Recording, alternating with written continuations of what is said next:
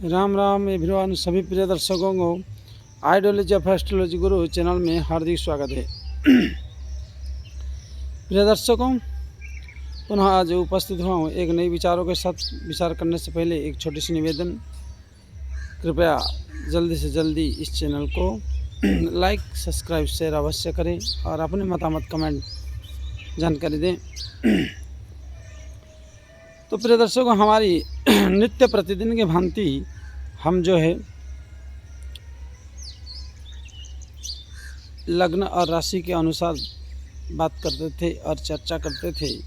जो चर्चा आज कन्या लग्न और मीन राशि की है। आज कन्या लग्न और मीन राशि हो जाने के बाद कन्या लग्न की अंतिम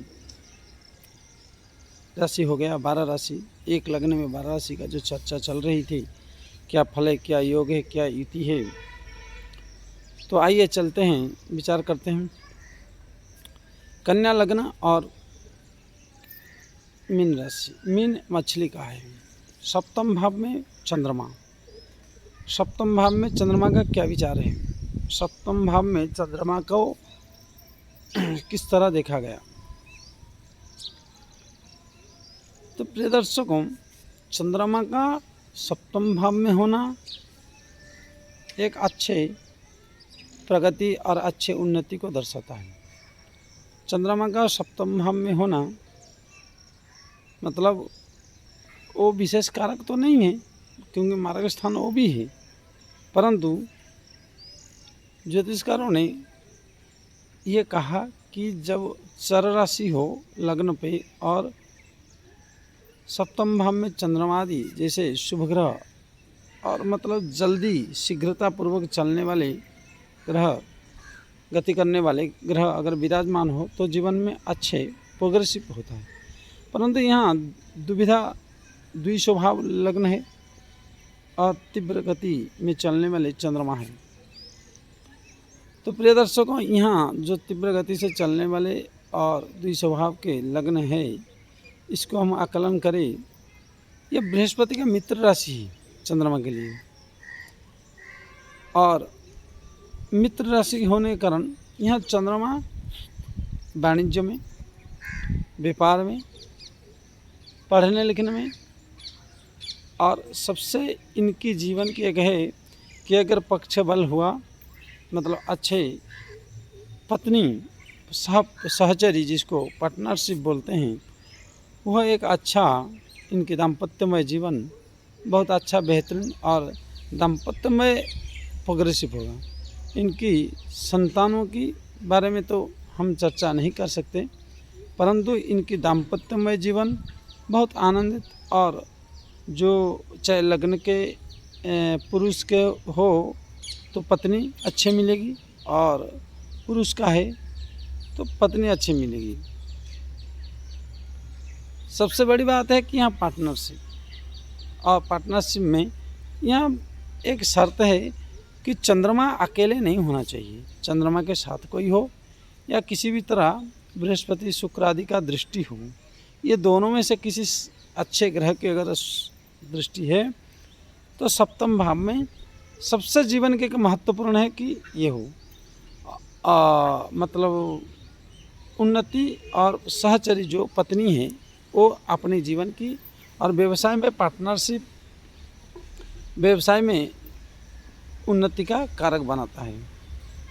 नहीं तो अन्यथा जीवन में कलह, झंझट, झिकझिकबाजी और परेशानियां, कई तरह के जीवन में विचारधाराएं आता रहता है।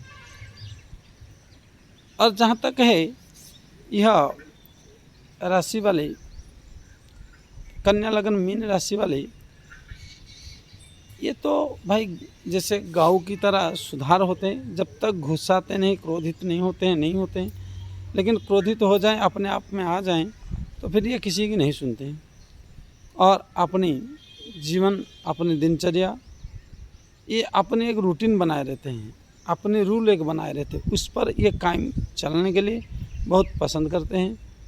और इनकी जीवन की जो गति स्थिति है एक लिमिट है, और अन्य ग्रह युति कमज़ोर हुआ तो इनको कभी कई जगह देखा भी गया है कि पत्नी का गुलाम, जिसको कहते हैं जोरू का गुलाम करके मजाक करते हैं, प्रैंक करते हैं, उसको भी देखा गया कि मतलब पत्नी के पास ये सरेंडर हो जाना, पत्नी के पास ये अपने आप को ये। और दूसरी बात, इनकी जीवन में मीन राशि जो ये करे ना करे इस दुविधा में अधिक दिन रहते हैं। और इनको जब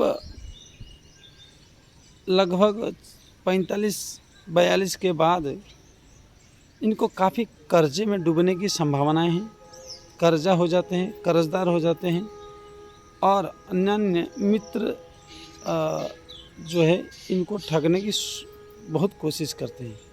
परंतु दुविधाजनक बातों को, दुविधा मतलब ये संशयात्मक बातों को बहुत गहरे से जान भी पाते हैं। इसलिए अगर इन सब बातों का लक्षण लक्षित हो रहा है आप में कुंडली में, तो आप राजयोगों से भी हैं, अन्य ग्रहों को भी देखना पड़ेगा। खाली इतने से ही हम नहीं बात कर सकते पूर्ण, परंतु जितनी हम चर्चा करें उतनी बहुत बढ़िया। और इस समय वर्तमान छठे भाव में शनि होने के कारण आपको आपकी राशि के लिए ढैयादी की जो परेशानी है वो भी है। तो इसलिए देख के आपको 2025 तक, 25 के आगे भी 3 साल आपके लिए बहुत लॉन्ग पीरियड जो आपके राशि में आने वाले, बहुत तंग और बहुत परेशानियों का सामना करना पड़ेगा। इसलिए आप सावधान रहें, वो भी सप्तम भाव में शनि। हाँ, एक बात है कि यहाँ चंद्रमा के स्थान पर होने पर कुछ तो बिगाड़ेगा तो कुछ बनाएगा। और जल्दी मतलब विशेष ध्यान रखना है कि पार्टनरशिप में जो रिलेशनशिप है उसको या तो बरकरार बनाए रखें या तो डिवाइड करने के लिए कोशिश करें, अलग होकर अलग कार्य करें, तब तो फिर ये प्रोग्रेसिव रिपोर्ट दे सकता है। इसलिए प्रिय दर्शकों, अगर हमारी बात पसंद आया तो आप लाइक, सब्सक्राइब, शेयर अवश्य करें और अपनी मतामत कमेंट में दे सकते हैं। जय श्री राम, राम राम सभी को। और आने वाले कल जो नवरात्र है सभी को हार्दिक शुभकामनाएं। जय श्री राम।